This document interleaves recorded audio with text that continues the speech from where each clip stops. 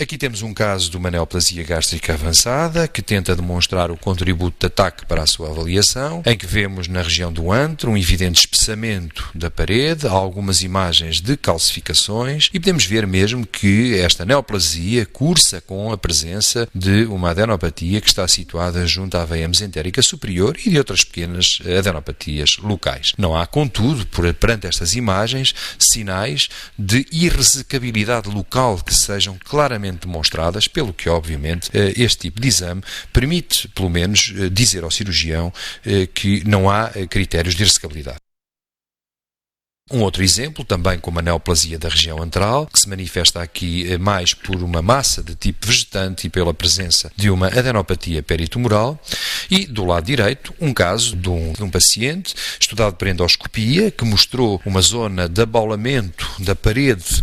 pelo que parecia ser um tumor intraparietal, que, obviamente, a endoscopia se via recoberta de mucosa normal e que ataque com facilidade mostra tratar-se de um lipoma intragástrico, um lipoma parietal que com a sua densidade adiposa típica.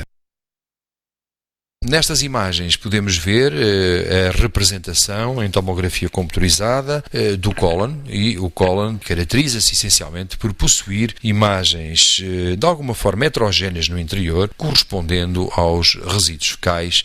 com ar misturado. Portanto, este aspecto é muito típico no cólon, não deve ser observado a nível do intestino delgado. Se existir a nível do intestino delgado, significa que algo não está bem, em geral significa a presença de algum grau de obstrução intestinal. Portanto, este aspecto muito típico de resíduos fecais a nível do cólon, quer no cólon ascendente, quer no cólon descendente, e que, de facto, correspondendo à localização típica que nós conhecemos dos segmentos fixos do cólon, é fácil de reconhecer.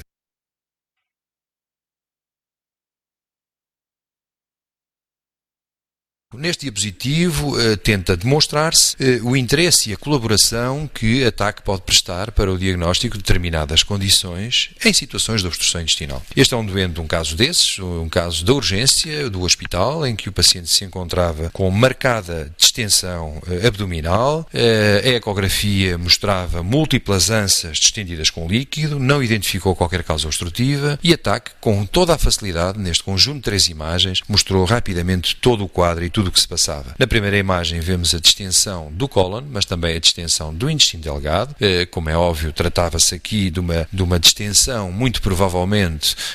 cólica, cursando com válvula ileocecal incompetente, permitindo o refluxo a montante. Na imagem do meio, onde observamos que na zona correspondente ao cólon descendente é visível uma massa e abaixo, na última imagem da direita, verificamos que o cólon descendente, após esta massa, retoma tanto o seu aspecto normal, estando totalmente colapsado. Portanto, uma obstrução neoplásica facilmente diagnosticada por tomografia computurizada, um caso de oclusão total por neoplasia do cólon descendente, em que foi possível, inclusivamente, estadiar no mesmo ato doente, demonstrando qual o grau de invasão das estruturas da vizinhança pela neoplasia e a presença concomitante de metástases ou de adenopatias. Claro que o interesse e a mensagem está em que a TAC pode, de facto, diferenciar ou ajudar a diferenciar os vários tipos de obstrução intestinal, não esquecendo que a grande causa de pacientes que se apresentam com oclusão ou suboclusão intestinal deriva fundamentalmente da existência de aderências pós-cirúrgicas. E este é um exemplo para mostrar também a colaboração da tomografia computurizada. A primeira imagem é uma radiografia digital, onde é clara a distensão de todo do intestino delgado, reconhecido pelo padrão das válvulas coniventes, e se observa também algum gás a nível do ângulo esplénico do cólon e no cólon descendente. Havia dúvidas quanto a este quadro, era uma paciente operada que estava em aparente oclusão, com paragem de emissão de gases e fezes e com vômitos. Havia que distinguir um pós-operatório relativamente recente, havia que distinguir entre um quadro parético simples, um íleos paralítico, versus uma oclusão mecânica, nomeadamente de causa aderencial, e como se vê aqui, a TAC foi extremamente colaborativa para este propósito, demonstrando a grande dilatação intestinal. Veja-se esta ânsia do intestino delgado com este grande espessamento, com esta enorme dilatação, a distensão simultânea do cólon, quer ascendente, quer descendente, preenchidos por líquido, preferencialmente, mas também no corte inferior que passa pela pelvis, onde se evidenciou uma ampola retal distendida com um nível hidroaéreo, portanto, o que assinalava e demonstrava que não existia qualquer obstrução, mas antes um quadro pura e simplesmente parético associado à sua cirurgia recente. Nesta imagem podemos ver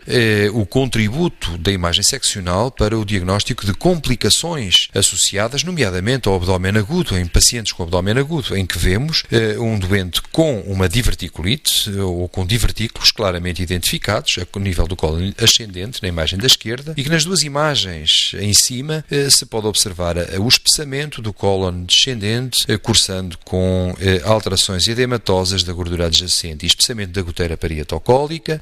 e ainda com a formação, na imagem da direita, de um volumoso abscesso que demonstra um nível hidroaéreo. Mais à frente, junto à linha branca, é possível observar um pequeno pneumoperitoneu que não ultrapassa os 5 cm cúbicos, ou seja, num único exame, a TAC pôde confirmar o diagnóstico de diverticulite complicada com perfuração e com um volumoso abscesso pericólico esquerdo. Na imagem de baixo, à esquerda, também o contributo da técnica para a avaliação de outras causas de inflamação do cólon, como por exemplo, num paciente submetido à radioterapia prévia, agora com queixas do foro digestivo, e que é possível observar o espessamento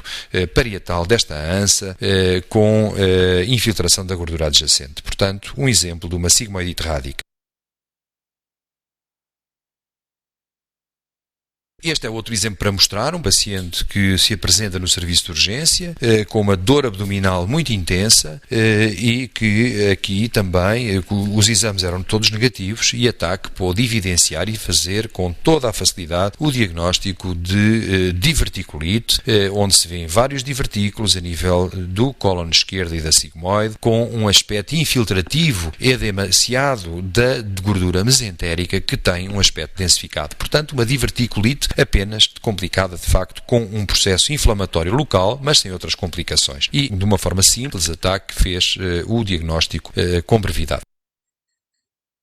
Finalmente, um exemplo de como a TAC pode colaborar no diagnóstico e no estadiamento local, melhor dito, para o estadiamento local dos tumores retais. É necessário, como já se afirmou, a distensão retal. Aqui vemos no exemplo da esquerda o aspecto de uma parede do reto normal distendida após a administração de um clister de água, e à direita a imagem de uma neoplasia retal que invade a parede esquerda do reto.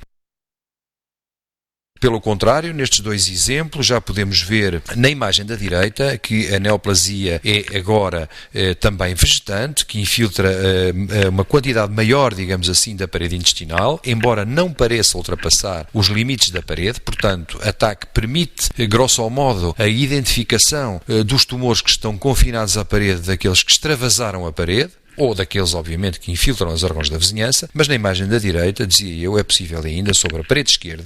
identificar duas imagens nodulares correspondendo a adenopatias locais. Portanto, um tumor estadiado, o primeiro como T2, N0, o segundo como T2, N2.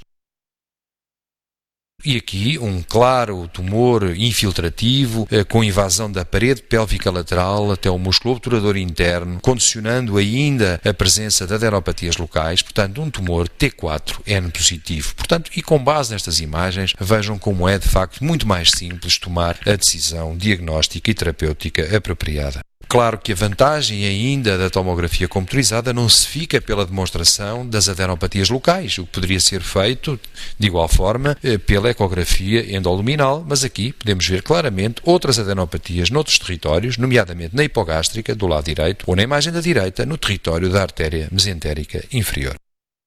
Hoje, a TAC multicorte, com a capacidade que tem de fornecer cortes de mais fina espessura, daí realizar reconstruções multiplanares, até em planos 90 graus afastados do plano de aquisição original, e uma vez que o voxel se aproxima do voxel, já é o voxel isotrópico, permite reconstruções de qualquer tipo, curvilíneas, em qualquer orientação espacial, que ajudam a melhor perceber o que se passa com a parede do reto e o que se passa com a gordura envolvente doente, demonstrando também com vantagem a presença de adenopatias. Claro que a condição continua a ser a necessidade de estender o intestino com ar, concretamente o reto, com ar ou com água, neste caso é um ataque com clister de água, e de administrar contraste intravenoso para melhor observar o realce da parede normal e o realce da neoplasia em si.